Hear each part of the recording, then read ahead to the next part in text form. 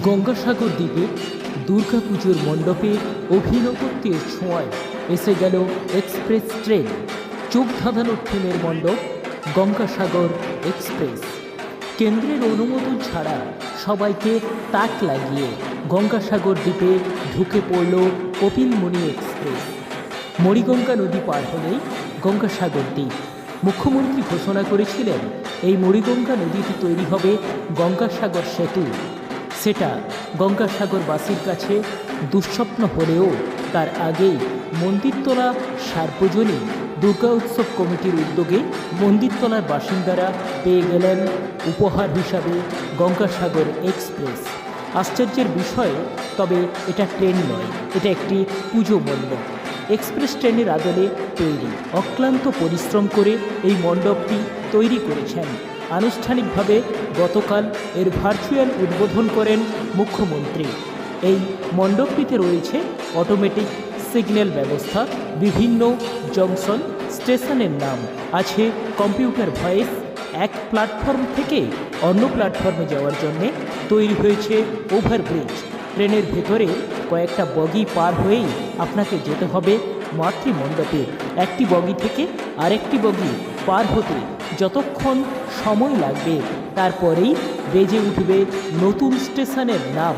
আছে প্ল্যাটফর্ম, আছে overbridge, cabin ঘর, স্টেশন মাস্টারের ঘর, সিগন্যাল পোস্ট। প্রণামী হিসেবে বাক্সে পয়সা ফেললে বেরিয়ে আসবে গঙ্গাসাগর এক্সপ্রেসের টিকিট। গ্রাম থেকে বহু মানুষ শহরতলিতে বা শহরে পুজো দেখতে যান। এবছর হয়তো শহরতলির মানুষকে আসতে হবে এই প্রত্যন্ত দ্বীপ গঙ্গাসাগরের মন্দিরতলাতে। সাগর বার্তা। সাগর মানুষের টাকা পয়সা অভাবে, যেমন কলকাতার বড় বড় পুজোর প্যান্ডেল বা রেল স্টেশনগুলো দেখা হয়ে ওঠে না কোনো মানুষের। তাই এই গঙ্গাসাগরের মন্দিরতলার যে এই ভাইরা এই স্টেশনটা ফুটিয়ে তুলেছে, পুরো অবিকল স্টেশনের মতোই লাগতেছে। মানুষ ওঠানামা করছে, নিজের চোখে না দেখলেও বিশ্বাস করা যাবে না। না, এটা কোনোদিন আমরা ভাবিনি যে সাগরদ্বীপের ট্রেন আসবে। তাছাড়া এটা যেটা করেছে পুরো ট্রেনের মতোই লাগছে। তোমরা আসো, দেখো, খুব ভালো লাগবে। সাগরে বিভিন্ন জায়গায় বিভিন্ন রকমের থিম হয়, কিন্তু অবিশ্বাস্য কথা যে আমাদের সাগরে কখনো ট্রেন আসবে এটা কোনো মানুষের ধারণাই ছিল না। এখানে প্রথমে এই ধারণাটা সবার মনে তৈরি করেছি। বহু বছর থেকে শুনে আসছে যে ট্রেন আসবে, কিন্তু কখনই হয়নি। আমাদের এই পুজো কমিটির আয়োজক দাদা ভাইরা এরা এখানে এই ব্যবস্থাপনাটা করেছে। কেমন লাগছে? খুব দারুণ লাগছে। এখন থেকে কি আপনারা দেখতে আসছেন? হ্যাঁ, এখন থেকে দেখতে এসেছি। এটা যে তৈরি করবে বা এরকম যে প্যান্ডেল খুব সুন্দর হবে সেটা স্বপ্নেও ভাবতে পারি না হলেও খুব সুন্দর হয়েছে। ট্রেনের ট্রেন যে বাইরে দেখতে যেতে হতো, আমরা কোনোদিন ট্রেন দেখিনি বাইরে, যে ট্রেনের মধ্যে অবিকল যেন ট্রেন দাঁড়িয়ে আছে, এটাই খুব সুন্দর লেগেছে। প্রায় 2 মাস ধরে কাজ করছি, 30 জন করে লেবার নিয়ে। আশা করি খুব তাড়াতাড়ি আমরা ছেড়ে দিতে পারবো।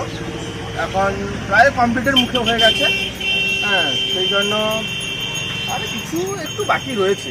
এটা কাল্পনিক হলেও আগামী দিনের স্বপ্ন সাগরদ্বীপে কপিলমুনি এক্সপ্রেস আসুক। কপিলমুনিকে কেন্দ্র করেই সাগরের বিভিন্ন উন্নয়ন, মানুষের ভাবনা চেতনা সব কিছু ফুটে ওঠে।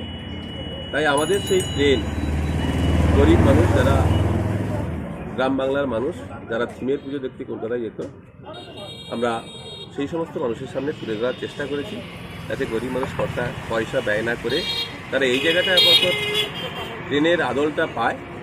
আমরা এই স্টেশনের নাম দিয়েছি মন্দিরতলা জংশন। কপিলমুনি এক্সপ্রেস শিয়ালদা থেকে আসছেন এবং এই জংশনে থামবে। মানুষজন সেই জংশনে যে প্ল্যাটফর্ম, সেই প্ল্যাটফর্মের মধ্যে প্রতিমা দর্শন করে তাদের মনস্কামনা পূর্ণ করবে। সমস্ত মানুষ সুখে এবং শান্তিতে থাকবে। আমরা সম্পূর্ণটা তুলে ধরার চেষ্টা করছি। প্রায় 2 মাস যাবৎ শিল্পীরা অক্লান্ত পরিশ্রম করে, 30 জন শিল্পী তারা কাজ করে আপাতত বর্ষা বাদলকে উপেক্ষা করে ফুটে তোলার চেষ্টা করেছে আমাদের এবারের থিম কপিলমুনি এক্সপ্রেস। মন্দিরতলা গ্রামবাসীর চাহিদা, ইচ্ছে, স্বপ্ন মন্দিরতলা জংশনের রূপ পাবে, এই ভাবনা নিয়েই আমাদের বর্তমান বছরের ভাবনা কপিলমুনি এক্সপ্রেস মন্দিরতলা জংশন।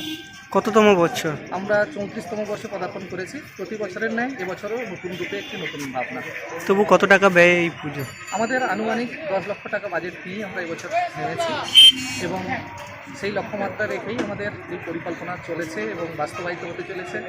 মানুষের আশিস শুভেচ্ছা এবং উপস্থিতিতেই তার আমাদের সাফল্য।